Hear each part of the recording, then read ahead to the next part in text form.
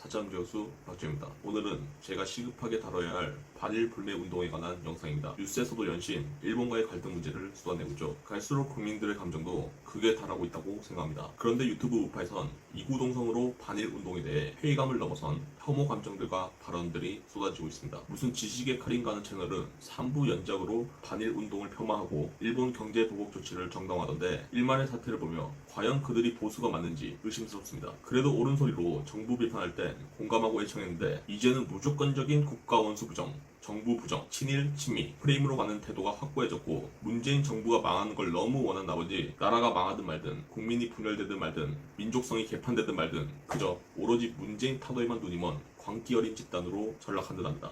여기서 중요한 건 현재 보수 정당이 저들과 같다고 생각하면 안 됩니다. 자유한국당은 일본을 규탄하고 수출 규제 철회를 촉구하는 등 정상적인 행보를 이어가고 있습니다. 저들이 보수를 대변한다고 착각해서는 안 됩니다. 앞으로 계속 말씀드리겠지만 보수가 친일 프레임에 갇히면 진짜 죽습니다. 총선이고 대선이고 절대 네버 승산이 없습니다. 아무리 문재인 대통령이 싫어도 반일이 좌파 우파의 문제입니까? 상식과 비상식의 문제죠. 이 문제를 진영 논리로 끌어선 절대 답이 없습니다. 이쯤하고 본 내용 들어가 보시죠.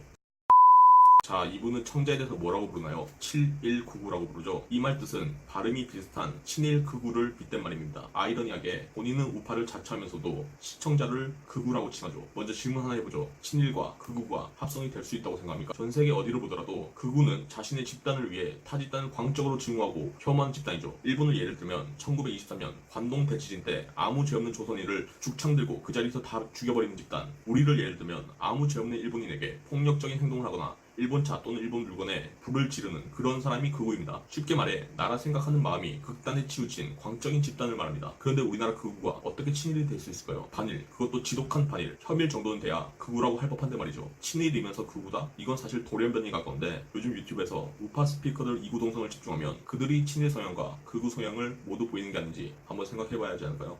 여러분 놀라지 마세요. 이분은 지금 나치의 유대인 상품 불매운동과 대한민국의 일본 불매운동을 동일선상에 놓고 있습니다. 보시면 유대인이 나치의 불매운동을 한 게 아니라 나치가 유대인 상품을 불매운동하는 겁니다. 다시 말해 우리나라를 나치해 일본을 유대인에 빗대고 있는 겁니다. 조선이 파시즘으로 일본을 점령한 적이 있습니까? 조선이 일본인을 가학적으로 학살하고 통치했습니까? 아니죠. 정확하게 그 반대죠. 대체 얼마나 사람의 생각이 편협해야 이런 주장을 할 수 있나요? 일본인도 아닌 한국인이 공공연하게 이런 주장을 한다는 것에 대해 어떻게 받아들여야 할지 혼란스럽습니다. 일본으로부터 가장 오랫동안 식민지로 있었고 가장 심한 탄압을 받은 민족이 일본에 가담했던 반민족 행위자를 단 한 명도 처벌하지 않은 나라 중국, 필리핀, 베트남 등 심지어 북한까지도 친일 잔재를 청산했는데 유일하게 반민족 행위자를 단 한 명도 처벌하지 않는 나라. 사라졌어야 할 후손이 정계, 재계, 학계, 요직에 앉아있고 목숨 걸고 독립했던 후손은 44%가 기초생활수급자에 74%가 월 200만원 소득도 못 버는 나라. 고작 해방 75년이 지났는데 또다시 일본의 정치적 셈으로 얻어맞고도 국민들이 불매운동하면 나치 파시즘 소리를 들어야 한다니 정말 슬프지 않습니까? 프랑스 경우 2차 세계대전 약 3년 정도 나치에 협력했다는 이유로 수만 명이 처벌됐죠. 특히 남에게 지식과 생각을 전하는 위치에 있는 언론가, 학자, 교육자 같은 지식인은 징벌의 잣대가 훨씬 엄격했죠. 그런데 우리는 한일 병합으로부터 36년, 을사조약으로부터 40년, 경복궁 쿠데타로부터 무려 50년 동안 일제 간섭과 통치 아래 있으면서 민족적 경륜, 민족 개조론을 부르짖던 소위 지식인이자 문인으로 불렸던 기회주의자 이광수, 최린 같은 개자식들은 어떻게 됐습니까? 해방 후 반민특위에 체포됐죠.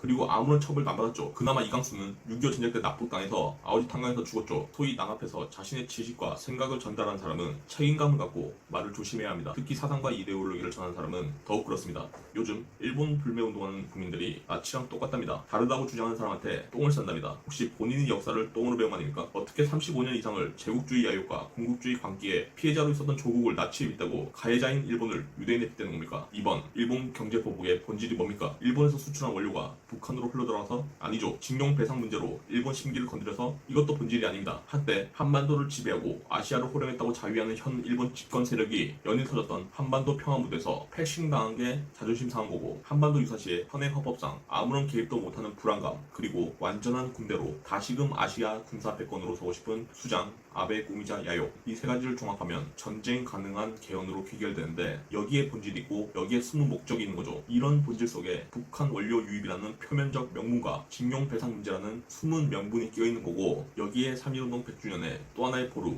독도 분탕질까지 그냥 때리기만 하면 나올 반일 감정 시나리오, 이들은 머릿속으로 얼마나 많은 셈을 해봤을까요? 우리나라에 대한 경제 조치가 그냥 뚝딱 나왔을까요? 통수 까기도 전에 이미 우리나라 반도체 OLED 패널을 역대 최고로 수입해놓고 가장 자극적이고 효과적으로 타격을 줄 방향으로 우리나라 최고 경제 산업인 반도체를 때려버린 거죠. 거기서 나오는 반일 감정도, 심리적 압박도, 경제적 타격도, 정치적 긴장도 모두 일본인을 결집하고 개헌을 하는데 도움이 되거든요. 이미 아베는 총리로서 해먹을 만큼 충분히 해먹었고, 무리해서라도 임기 안에 꼭 수건 사업을 하고 싶었던 게 이 모든 무리수의 본질입니다. 이런 사태를 맞아 민초들이 자발적으로 반응한 게 이번 불매운동이지, 정부가 내년 총선을 위해 반일 감정을 억지로 일으켰다고 주장하는 건 선후관계 다 잘라먹은 난센스죠. 집단주의가 미개한 게 아니고, 집단주의를 오용하면 전체주의 같은 파시즘으로 발전될 가능성이 있는 거죠. 개인주의가 남용되면 이기주의로 발전되는 것도 같은 맥락인 거죠. 각 개인이 모여 상호 협력하여 사회생활을 영위하는 그 자체가 집단주의고, 이 집단주의를 기반으로 만들어진 거대한 집단체를 국가라고 하는데, 국가를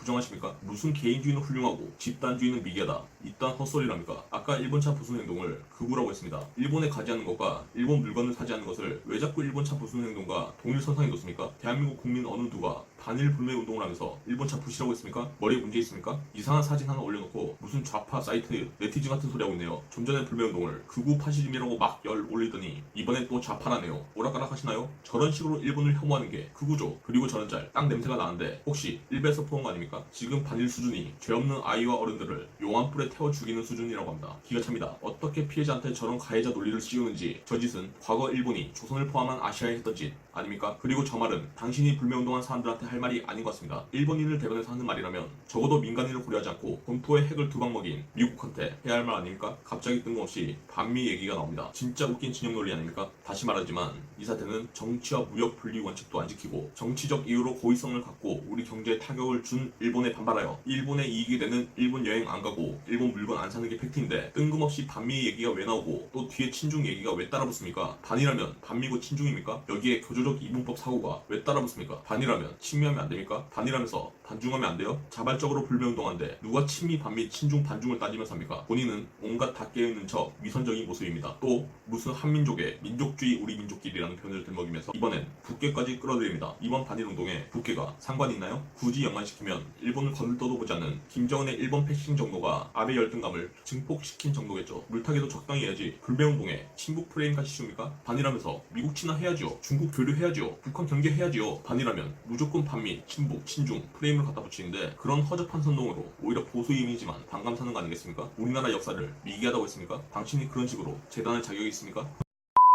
지금부터 제 얘기 잘 들으세요. 우리나라가 비록 반민족 행위자를 처단하지 못했다고 해서 친일을 조장하는 행위가 정당화되는 게 아닙니다. 노덕술 같은 쓰레기들이 방공 물타기로 영웅이 됐다고 해서 좌우로 분열을 조장하는 행위가 정당화되는 게 아닙니다. 지난 일본은 잃어버린 20년을 통해 전쟁 가능한 국가를 만들어내려는 자민당내 극우 세력이 비주류에서 주류로 부상했습니다. 그리고 그들은 다양한 단체를 만들어 우리나라의 신친일파를 양성했습니다. 이번 배경에 분명 영향이 있을 것으로 생각하고, 이번 경제 조치는 큰 그림에 서막에 불과하다고 생각합니다. 시국이 이렇게 중대한 가운데 국가와 민족을 위해 살신성인한 독립운동가를 테러리스트라 부르고, 일제 식민 지배가 대한민국 근대화에 큰 도움이 되었다는 식민사관이 우파 유튜버라는 사람들 스피커에서 나오는 건 굉장히 위험한 일입니다. 이번 영상 같은 저질 프레임이 다수의 보수 목소리로 변질되면 건전한 보수주의자들까지 타격받을 게 분명합니다. 일본은 늘 한반도 면역이 떨어졌을 때 침투해온 역사적 흐름이 있습니다. 누구는 광고비며 후원금이며 든든한 배 보여줬고 일본으로 잠적하면 그만이지만, 이전에도 그랬듯 피해를 감당해야 할 사람이 누가 될지 생각해보시기 바랍니다.